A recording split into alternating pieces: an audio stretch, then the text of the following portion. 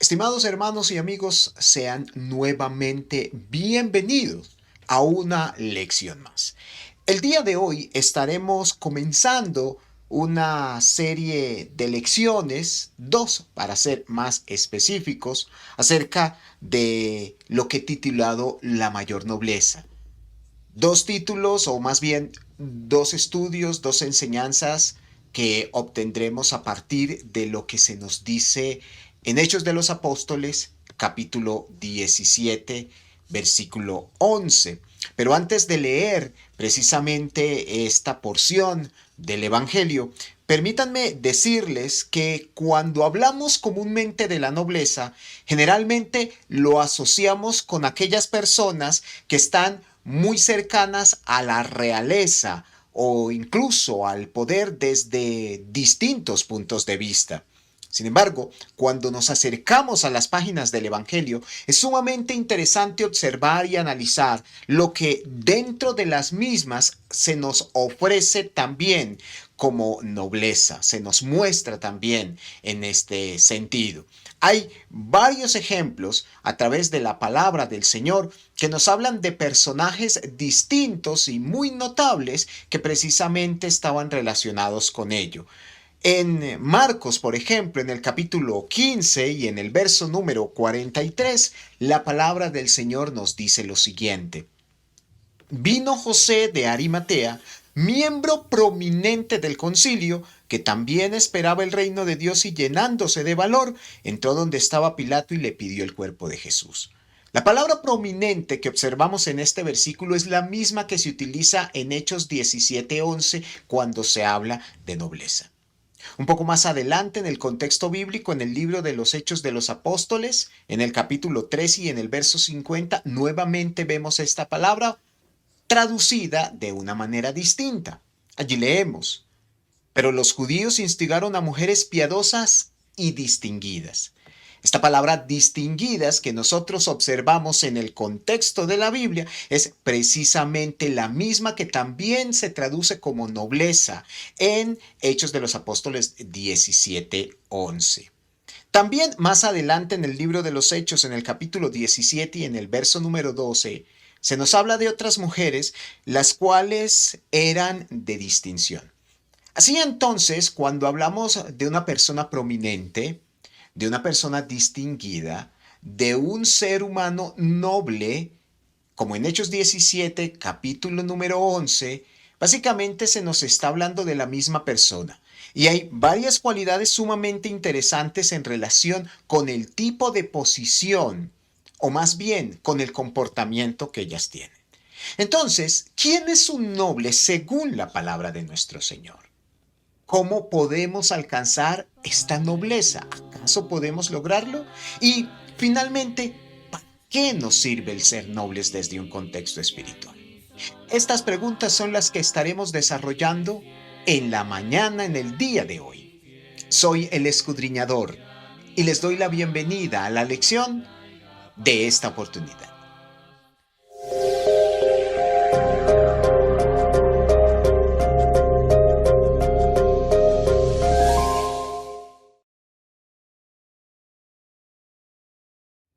En el libro de los Hechos de los Apóstoles, en el capítulo 17 y entre los versículos 10 al 12, Lucas, el médico amado, nos dice lo siguiente. Inmediatamente los hermanos enviaron de noche a Pablo y a Silas hasta Berea, y ellos, habiendo llegado, entraron en la sinagoga de los judíos. Y estos eran más nobles que los que estaban en Tesalónica, pues recibieron la palabra con toda solicitud, escudriñando cada día las escrituras para ver si estas cosas eran así. Así que creyeron muchos de ellos, y mujeres griegas de distinción, y no pocos hombres. En estos pocos versículos se nos presentan tres cosas distintas que son las que quisiera considerar con todos ustedes en estas dos lecciones fundamentales. En primer lugar, ¿quiénes son nobles en el contexto espiritual? En segundo lugar, ¿cómo se puede alcanzar la nobleza en el mismo contexto? Y finalmente, ¿para qué nos sirve dicha nobleza? Comencemos entonces hablando de la mayor nobleza que podamos reconocer. El término noble tal como lo conocemos, proviene de la palabra griega eugenes. Seguramente hayamos escuchado los nombres de Eugenia o Eugenio, pues de allí viene precisamente este nombre. Y es sumamente interesante porque esta palabra también es compuesta, de donde eu significa bueno y genos o gen, que es la misma palabra para genética o para genoma, significa o se relaciona con la raza. Es por esto mismo que el término nobleza llegó a ser relacionado muy estrechamente con todos aquellos que tenían un parentesco, relación íntima o cercana para con la realeza. Sin embargo, cuando nosotros nos acercamos a las páginas de la palabra del Señor, podemos observar un tipo de nobleza muy superior a esta que nos estamos refiriendo. Una nobleza que se relaciona con el espíritu, una nobleza que tiene que ver con hacer el bien y procurar la justicia. Es de esta nobleza precisamente que vamos a hablar en esta primera lección. Así que cuando nosotros hablamos de ser nobles, necesariamente no estamos queriendo decir con ello que lo somos desde un punto de vista literal o desde el contexto de la realeza. El mismo apóstol Pablo hablaba a los corintios acerca de esto cuando en primera los Corintios, en el capítulo 1 y entre los versos 26 al 29 les escribió las siguientes palabras. Pues mirad, hermanos, vuestra vocación, que no sois muchos sabios según la carne, ni muchos nobles, ni muchos poderosos. Aquí podemos observar que según la carne, en los Corintios no habían muchos nobles, pero ciertamente desde el contexto espiritual sí podemos llegar a serlo. Así entonces, aunque nosotros no seamos nobles en el contexto literal o en el contexto físico, en el contexto genético de la palabra, si vale la pena manifestarlo, ciertamente podemos serlo, podemos alcanzarlo desde un punto de vista espiritual, desde el contexto moral, desde el punto de vista religioso. Así que surge la pregunta entonces, ¿cómo alguien que en dado momento puede ser vil o puede ser común llega a convertirse en una persona noble? En primer lugar, para responder a esta pregunta, tenemos que observar que existen varios elementos distintos pero interrelacionados que nos llevan precisamente a poder adquirir esta nobleza espiritual.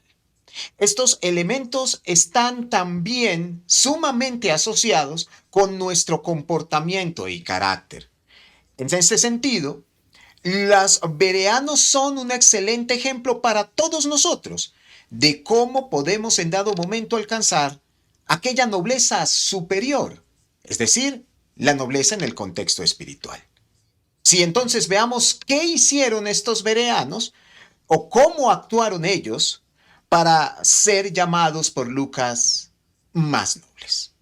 En primer lugar, la palabra de Dios nos dice que la principal, más bien, la primera herramienta con la que se destacaron los bereanos para poder ser denominados de esta manera era su completa ausencia de prejuicios. Si nosotros observamos los precedentes que estaban asociados al apóstol Pablo y a Silas en este segundo viaje evangelístico que estaban realizando, poco antes de llegar a Berea, seguramente dejaba mucho que desear. En Hechos de los Apóstoles capítulo 16 y en el capítulo 17 se nos habla acerca de esto mismo. Permítanme mostrarles, por favor, algunas referencias acerca de ello. En Hechos 16 del 19 al 24 leemos lo siguiente. Pero viendo sus amos que había salido la esperanza de su ganancia, prendieron a Pablo y a Silas y lo trajeron al foro ante las autoridades. Y presentándolos a los magistrados dijeron, estos hombres, siendo judíos, alborotan nuestra ciudad y enseñan costumbres que no nos es lícito recibir ni hacer, pues somos romanos. Y se agolpó el pueblo contra todos ellos. Y los magistrados, rasgándoles las ropas, ordenaron azotarles con varas.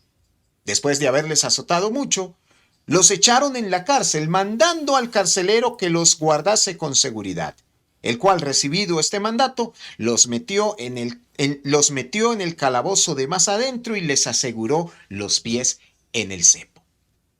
Pablo en este contexto está siendo tratado como un vil criminal y se lo consideró tan peligroso que el carcelero, para asegurarse precisamente que no escapara, lo mete en lo más profundo de aquel calabozo e incluso les asegura con el cepo. Sin lugar a dudas, al leer estas palabras, podríamos pensar que Pablo y Silas pudieran llegar a ser considerados como criminales, o por lo menos como hombres sumamente peligrosos. Un poco más adelante, en Hechos de los Apóstoles, capítulo 17, y entre los versos 5 al 8, a lo anterior se agrega lo siguiente. Pero los judíos, llenos de envidia, llevaron a algunos hombres malvados de la plaza pública, organizaron una turba y alborotaron la ciudad, y asaltando la casa de Jasón procuraban sacarlos al pueblo. Al no encontrarlos, arrastraron a Jasón y a algunos de los hermanos ante las autoridades de la ciudad, gritando: esos que han trastornado al mundo han venido aquí también. Y Jasón los ha recibido y todos ellos actúan contra los decretos del César, diciendo que hay otro rey, Jesús, y alborotando a la multitud y a las autoridades de la ciudad que oían esto, pero después de recibir una fianza de Jasón y de los otros, lo soltaron. Nuevamente aquí vemos un panorama sumamente complejo, sumamente complicado, en el contexto particular de Pablo y Silas. Y lo que se nos lleva a pensar a través de estas palabras es que, sin lugar a dudas, Pablo y Silas eran hombres, si no peligrosos, por lo menos conflictivos. Eso es lo que a primera vista pudiéramos pensar al leer estos versículos. Y pensemos entonces en lo que hubiésemos hecho nosotros al enterarnos de aquellas cosas de Pablo y Silas. Seguramente diríamos que Pablo sería un hombre sedicioso, un hombre conflictivo, un hombre buscapleitos. Probablemente la mayoría de nosotros pudiéramos pensar que antes que recibirlo, lo mejor que debiéramos hacer es evitarlo. Es, como decimos en Colombia, sacarle el cuerpo. Debido a un ser tan polémico, lo mejor que pudiéramos hacer es evitar a una persona como estas. Pablo, desde Éfeso, pasando por Derbe y Listra, había causado simplemente animadversión entre las distintas personas de aquellas ciudades. Había alborotado a todo el pueblo. Habían sido encarcelados, habían sido golpeados. En otras palabras, la connotación con la que Pablo y Silas llegaron hasta la pequeña aldea de Berea era sumamente negativa. Pero a pesar de dichos precedentes, los bereanos recibieron a Pablo y lo escucharon con suma atención. Esto es precisamente lo que nos enseñan primeramente los bereanos, a romper con todos los prejuicios que pudiéramos tener. Pensemos por un momento. ¿Qué habría sido de los bereanos si hubiesen tomado la decisión de no recibir al apóstol Pablo por causa de aquellos precedentes que tenían? Pues sin lugar a dudas, hubieran quedado igual. Jamás seguramente habrían escuchado del Evangelio y por consecuencia no se habrían convertido. Los bereanos nos enseñan, por lo tanto, la importancia de romper con los prejuicios para que de esa manera podamos darle la posibilidad a cada persona de por lo menos defenderse, de presentar su posición y así darles también la posibilidad, al menos, de la duda razonable. En Lucas capítulo 10 y en el versículo número 16, la palabra de Dios nos dice lo siguiente. Jesús hablando manifiesta: el que los escucha a ustedes, me escucha a mí. El que los recibe a ustedes, Perdón, el que los rechaza a ustedes me rechaza a mí, y el que me rechaza a mí rechaza al que me envió. Esto era lo que hubiese pasado si los bereanos deciden cerrarle las puertas al apóstol Pablo por causa de todo aquello que había sucedido apenas unos días o unas semanas atrás. Así entonces, estos hombres nos enseñan a romper con los prejuicios y a no dejarnos llevar por las apariencias, a escuchar a las personas por difícil que pueda en dado momento llegar a serlo, aunque todo esté en su contra, como precisamente estaba sucediendo en estas circunstancias. Muchas cosas o incluso muchas personas no son necesariamente lo que aparentan ser. Y es nuestro deber juzgar con justo juicio, buscar la verdad de aquellas situaciones o de aquellas personas en particular para poder dar a cada quien lo que verdaderamente se merece. Así entonces, a manera de conclusión, la nobleza es aquella virtud por medio de la cual una persona exterioriza o evidencia sus grandes cualidades espirituales o morales. Lucas, al comparar la nobleza de los bereanos con la de sus vecinos, los tesalonicenses, la halló mucho mejor, la halló más excelsa, la encontró más notable. Así que preguntémonos, ¿somos nobles para con el Señor, para con las cosas espirituales? ¿Tenemos nobleza entre nosotros? En segundo lugar, si su respuesta es acertada, ¿cómo estamos manifestando nuestra nobleza? ¿Cómo la evidenciamos? ¿Cómo la llegamos a hacer tangible? Finalmente, si pudiéramos compararnos con otros, aunque las comparaciones son odiosas, pero precisamente en Hechos 17:11 vemos una de ellas, ¿cómo nos iría? ¿Sería que seríamos hallados con nobleza? ¿O apenas nos hallaríamos como los tesalonicenses, siendo nobles? O tal vez nos iría mejor y fuéramos como los bereanos, quienes eran mucho más nobles. Vamos a dejar nuestra lección hasta aquí y quiero agradecerles por su amable atención.